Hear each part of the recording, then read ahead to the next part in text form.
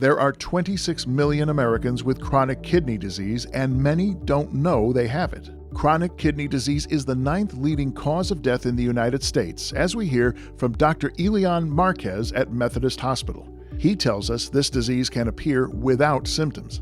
We define chronic kidney disease by the inability of the kidney to do its main job, which is removal of waste products, or by abnormalities that are found in the urine.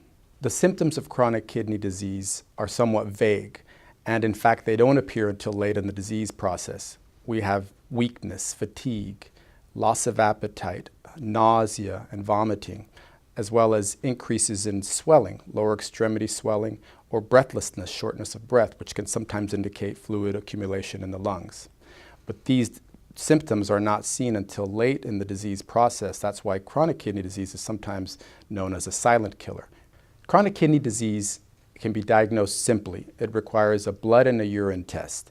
The most basic chemistry tests do have a serum creatinine, which tells us about the kidney's ability to filter waste product.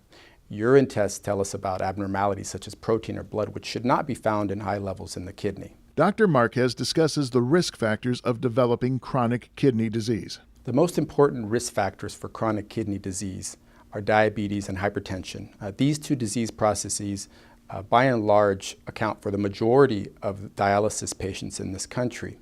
There are other risk factors such as a family history of chronic kidney disease, certain autoimmune diseases such as lupus, certain infectious diseases such as HIV and hepatitis C, as well as taking medications that could potentially be damaging to the kidney. What are the treatment options for chronic kidney disease? Treatment of chronic kidney disease depends on the exact stage of chronic kidney disease. Some patients will not require much other than lifestyle modifications such as weight loss, exercise, and close follow-up with physicians.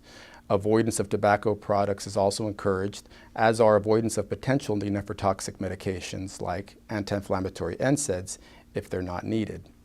For people with more advanced stages of chronic kidney disease, some medications may be needed to reduce the amount of protein in the blood. Angiotensin inhibitors is the main class of medications which do this.